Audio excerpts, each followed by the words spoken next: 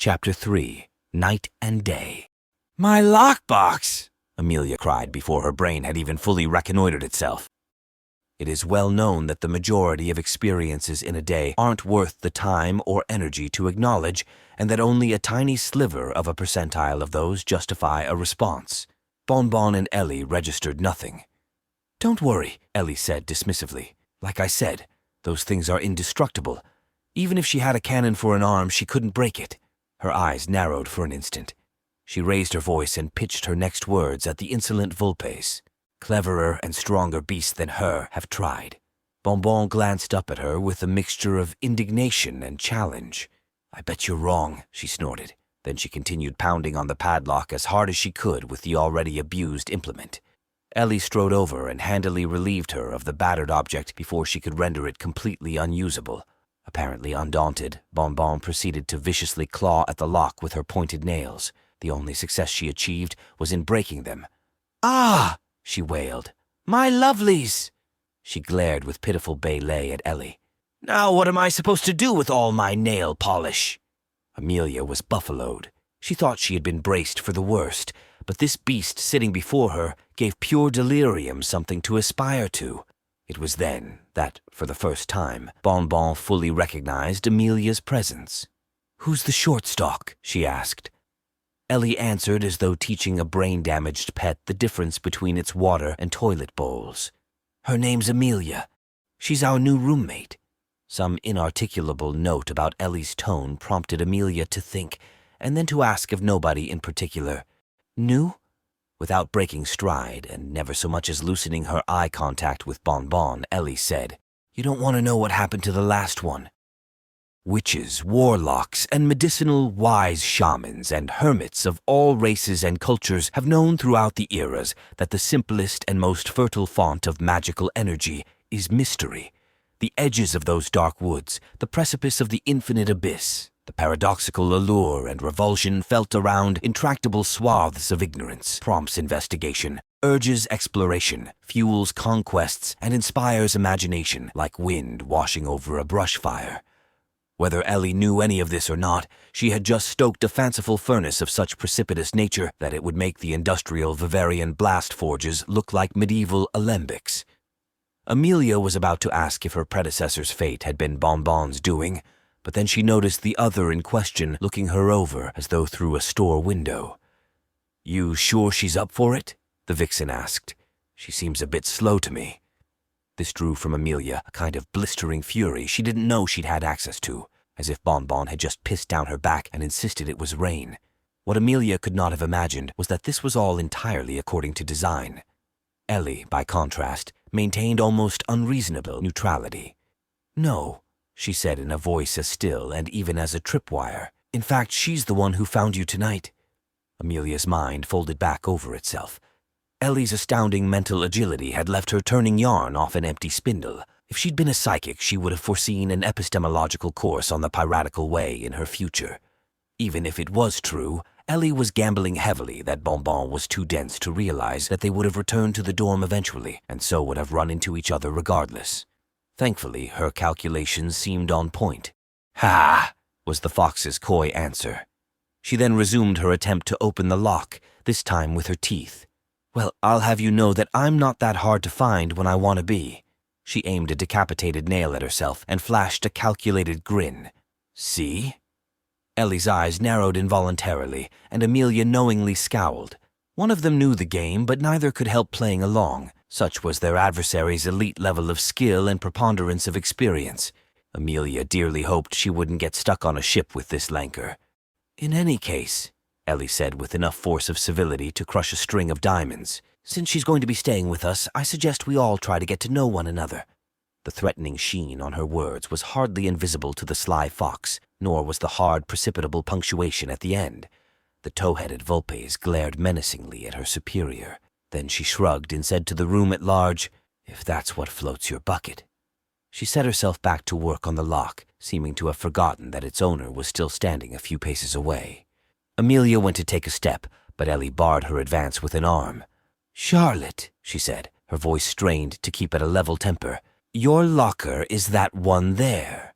She stabbed a thumb at the opposite bunk spot. Bonbon didn't look. "I know," she grunted. "I want to see what's in this one." "My stuff!" Amelia snapped. The vixen's head snapped and stared at Amelia in genuine bewilderment. "Your duffel?" she asked, as though the notion completely evaded her. "My... what?" Amelia asked, stumbling over her failure to familiarize herself with basic pirate slang. "Your stuff," Ellie translated. "Ah, yes," Amelia said, pulling out her key. Bonbon made a dive for it, but Ellie caught her by the scruff. Wrenching the strong box from the scrawny girl's clutches, Ellie set it by the foot of Amelia's bunk, then began a long, obviously well-worn speech about the sanctity of another beast's property. All the while, Bonbon bemoaned, "But I want to know what's inside," to which Ellie repeatedly countered, "It's not yours to know."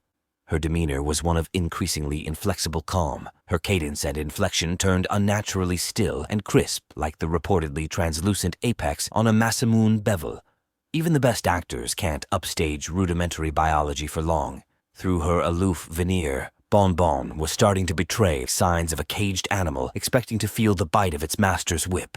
Her pretty face pulled into an unissued expression of muted concern. Her auburn fur rustled along the pattern of her light but sturdy muscles as they systemically tensed and released like a legion of camouflaged soldiers preparing for an attack. Flint had once referred to nihilists as the terminally sane. Sometimes fate is a fertile river plain. Other times it's a desert island whose sands produce only hordes of miserable dregs with charred husks for souls, wrote one Savionian by the name of Antoine Solgtovoy. However, a less philosophical take, and thus a more popular one, held nihilism as the only logical output of a hopelessly tragic equation. As airy as her head was, neither hopelessness nor sanity appeared on, or in any sustainable orbit of, Bonbon's list of vices. But like any semi-rational beast, she knew a hopeless path when she saw one. Openly challenging the strongest female fighter in every sense of the word at the academy could only end one way. A conclusion only further compounded by their environment. Tight, restrictive quarters being Ellie's battlefield of choice. Bonbon knew all of this better than all save for Drake, and with her head not being entirely made of sawdust, rightly concluded that her last and only sensible recourse was a petulant sneer, which she took as vigorously as a besieged city guard to his antiquated deputy spadroon and aptly named casket rifle. Ellie returned the candlestick she freshly realized she was holding to its proper place before proceeding to assume the role of mediator, a role at which she had become supremely adept through years of educational experience. Throughout most of the following makeshift session, she had only one willing participant, but she wasn't about to let that stymie her efforts to induce reconciliation. As Drake could well attest, she was nothing if not relentless. She set the two girls down on opposite sides of the small round table and insisted that they come up with a topic to begin their conciliatory dialogue. It went about as well as she expected. Both girls sat silently cross-armed and stared blankly at one another across the table. After a protracted period of dead air, it became abundantly clear that neither one could think of anything to say to the other from which to tease a productive conversation. So Ellie took the reins, or at least snapped them. She patiently suggested that they find some common interests and start to build their conversation from there. This, too, would prove to be easier said than done, for never in the 38-year history of the Academy had there been such a drastic disparity of minds and spirits than those who faced each other that night across the table in the Peniern Academy dorm tower. Every time one of them uttered a sound, she was immediately discouraged by a scorching look from the opposite party. Nevertheless, over the course of the next quarter hour, each learned as much as was needed about her new roommate. Bonbon, for instance, learned that Amelia was shy, liked being out in the rain, and was deathly afraid of heights. Not exactly a desirable quality considering they literally lived above the clouds. Amelia, on the other hand, had discovered that her roommate was smug, arrogant, vain, and had absolutely zero care for, and only the barest minimal comprehension of the world that lay beyond the tip of her own nose. In other words, almost exactly the caricature she'd imagined. Ellie, meanwhile, was quite pleased with how things were going, all things considered. Now that they had finally settled down and were talking like civilized beasts, she was free to... A stroke of memory told in her brain. A glance at her watch sent her spinning silently on a heel and ducking off into the night to meet her date, leaving her catalytic bunkmates to develop their dubious chemistry, which, at first, seemed to be holding steady. When Amelia noted Ellie's absence, the two looked at each other, shrugged, and continued about their tightrope conversation. It didn't take long for their combustive elements to run their course, however. Without Ellie's constant prodding and kindling, the novelty of this friendship exercise quickly wore down to its bones. Amelia couldn't care less about boys or clothes or gossip or anything else that was in any way of interest to the common teenage girl, and thus she saw no clearing on which to plan her and Bonbon's common flag. What did interest her intensely, though, was Ellie and Drake's secret meeting, which could be the only logical reason for Ellie's disappearance. The fact that it was a secret alone booted Amelia's naive imagination into a wild tailspin down a carnival ride of a rabbit hole. Thoughts of classified documents, ancient maps, and buried treasures flew through her mind like unfastened debris caught up in a tornado's vortex. The anticipation of imminent adventure gnawed feverishly at her mind until finally she could stand it no longer. She had to know what was going on. She glanced cautiously over the table. Bonbon, for some time, had been on a rant about how her last 3 boyfriends had all left her over some stupid comment or other she'd made regarding her first and truest lover. Amelia could only recall his name on account of it being metaphysically burned into her brain. But such was Bonbon's affection, bounding closely on obsession for the beast that she remained oblivious as a sleeping fawn when Amelia stood up as swiftly and silently as a leaf on a breeze and stealthily made her way to the stairs, being careful not to alert any of the other girls in the dorm, who were all amazingly bad at pretending to be asleep. She crept down the winding stairway and through the long, vacant hallways. This place felt even more colossal when empty of chattering, hormonal throngs. Moving along the desolate causeway in the sole company of her own shadow, Amelia knew a strange sort of sympathy for fiction's great heroes. Had the young orphan Zephyr felt this infringing frost when infiltrating the Nightmare King's castle spire alone to steal his scepter? Had Prince Ivan's heart felt the sting of doubt when he'd entered the Black Forest to slay the undead wizard Koschei and reclaim his love? The only light came from Ivan's 2 moons, one waxing, the other full. Their pale blue and somber violet blush streamed in through the large apex windows lining the courtside wall, coating the place in an eerie paint, reminiscent of the last winter ice before the thaw. Under other circumstances, Amelia's chief worry would have been a disastrous loss of direction. But once again, the Flint Pirate Academy proffered a simple, elegant solution. Richard Vandermeer, the Academy's master mason, had once described his creation as the cross-section of an onion baked into a bagel, impregnated with grapevines for body and with a bit of dark wizardry thrown in for seasoning. Concentric rings of bulwarks, fire breaks, corridors, and rooms concealed and housed within a dense fortress wall which encircled a 10-acre courtyard and bastioned by a quartet of towers at the cardinal compass points. There was the pair of dorm towers on the Zen and Nadir sides, the front gatehouse and watchtower that led out to the main harbor on the Zen side, and a central clock tower that stood to the Affaler, looking Panierward, which housed the headmaster's office and personal quarters. Rumors had circulated for decades that Flint, after constructing the academy with his own resources, converted his remaining wealth into raw minerals, including silver, quicksilver, gemstones, gold, and sundust, as well as an army's worth of other basic supplies and raw materials. It was said he'd used part of this stockpile to commission the monolithic Time Watcher and the rest to physically construct it. But any records pertaining to this, if any such formal documentation existed at all, would be securely kept or in better likelihood hidden by the headmaster, and Avalon did not give up such secrets lightly. Whatever the real facts of the matter were, like the rest of its home base, the Chrono Pillar was truly a marvel of innovative craft and precision engineering. Half again as tall as the already impressive gatehouse, the clock's hour hand was the length of a mid-range schooner. Another rumor that few beasts believed said that the heart of the clock held one of the 7 Solomandian wishing wells, vessels of magical energy so concentrated they were said to house the power to warp reality by sheer proximity. This was the most frequently cited reason for why the Academy's peerless crown never needed maintenance and always kept perfect time down to the microsecond. Just like those harbor and pub storytellers, Amelia knew better than most. If she had been content with fantasy, she would have stayed in Amurza.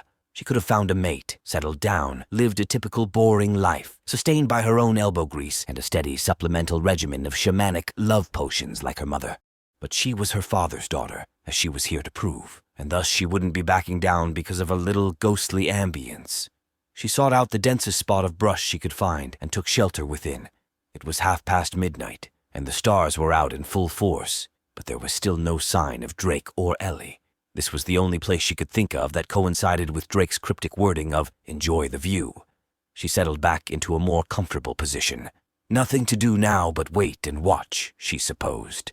Luckily, she didn't have to wait long. 10 strokes of the minute hand later, a pair of cowled figures appeared out of the darkness at either end of the common yard. One pulled behind them a curtain of deep summer green, the other trailed a sheet of stark, clashing jet.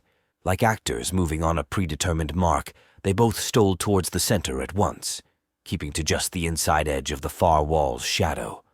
When they met, they stood beneath a striped agape tree, whose figure was both beautiful and disturbing in the onsetting nocturnal umber. Like a dancer captured in a glacial tomb, its calcified sphere sprawled, reaching for stars it could never touch and would never again see. Safely beneath the lightning tendrils, the occultic pair conversed. Amelia could hear nothing of what was said, but what white, airy reverberations the common yard's peculiar turbulence carried her way. But she tried regardless and silently cursed herself all the while for not thinking to bring a spyglass. Of one thing she was absolutely certain. Whatever topic had conjured this gathering was the furthest thing in the world from romance. By what the moon's light revealed and what of their body language was not obscured by dense weatherproof fabric, shocks of rallying tension and potent urgency warped their aura. The inarticulable scent of an imminent fight met Amelia's keen apostolic nerves. She could make out the contours of Drake's outstretched arm and hand as he passed Ellie. What basic deduction informed her was a rolled-up piece of parchment and a brass tube that sparkled like a jewel-laden brooch. The nature of these objects beyond this aeronautical view eluded her, due to her being too far away to discern any further details. No matter. For the time being, Amelia could not have cared less. Her heart was throttled. Her mind raced. Maybe it was a treasure map. Maybe it was some secret code written by an evil secret order of dark wizards. Maybe it was the key to a forgotten crypt, or perhaps a gate that had been made to seal away an ancient eldritch abomination. Or maybe it was some supernatural riddle that, once solved, would reveal some great and terrible cosmic secret that the very universe itself designed to keep out of mortal minds whatever the cost. Or maybe she had just been reading way too many storybooks. So enthralled was she with all these competing imaginations that Amelia failed to heed the first rule of pirate safety. Know your target and what's behind you. "What you doing?" asked an entirely too familiar voice.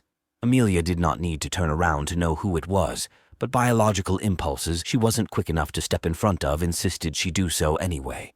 She whipped around, nearly twisting her one foot off at the ankle, to see that Bonbon had concluded her psychotic dialogue and decided to hoist her unique brand of lunacy back upon the world, whether it was willing or not. "Don't you know it's rude to sneak up on a beast?" Amelia hissed through clenched teeth. Bonbon snorted indignantly and crouched down beside her in the bushes. "Don't you know that prospects aren't supposed to be outside after dark?" Amelia had predicted this response, but had no ready answer.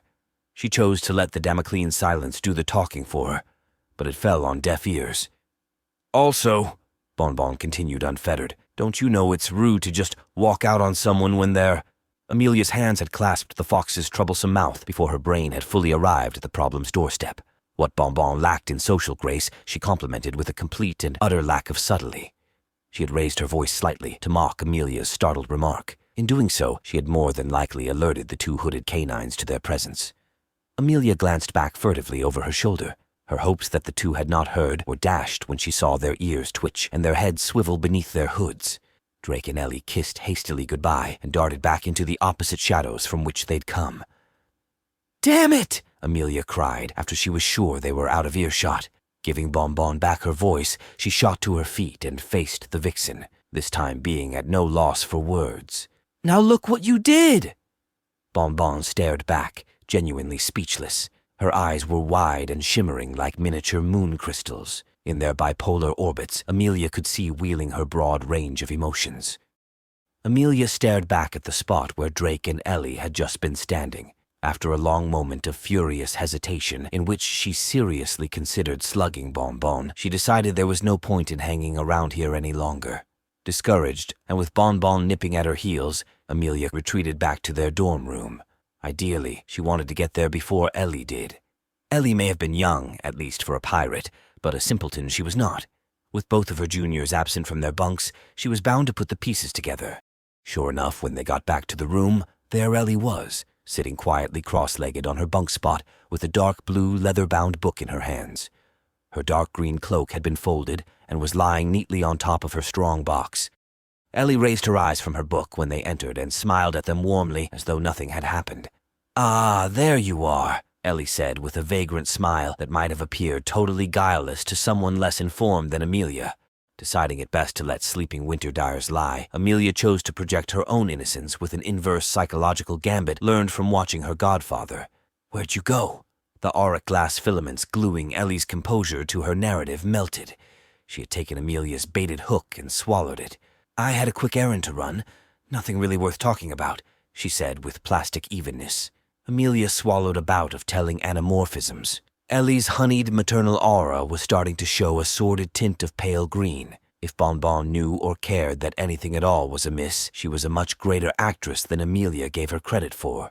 With perhaps a bit more forceful eagerness than she'd intended, Ellie said, "I see you two have made some progress," passing her eyes from one silent figure to the other. The two other girls stared at each other blankly for a long moment. Nothing between them had really changed. Bonbon's unexpected appearance in the courtyard notwithstanding, Amelia's opinion of her new bunkmate remained stubbornly as it had been before. Nevertheless, to maintain their charade of innocence, Amelia replied cleverly, "I think we've learned a lot about each other." She readied her boot for a swift indictment of Bonbon's shin, but the vixen was already smiling and nodding like a grifter in an art gallery, so she stayed the blow. For now. If Ellie had recognized this par specular veil, she hid it well. She held on to her simulacra of warmth in a similar way to a compost heap and wordlessly went back about her reading. For want of something better to do, Bonbon reclaimed her old seat at the table, while Amelia took to setting out her new stretch bed. After an hour of quietude, interrupted only once or twice by garbled curses from Amelia's quarter, the three girls independently, all at once, changed into their sleep garments, retired to their respective bunks, blew out their candles, and retreated to the less passively aggressive peace of dreamland. For a long time, however, sleep eluded her. She lay there awake, staring up at the star crossbars above. The events of the courtyard meeting kept replaying in an endless loop in her mind. What had Drake handed her? What was so important that it necessitated a dark-lit rendezvous?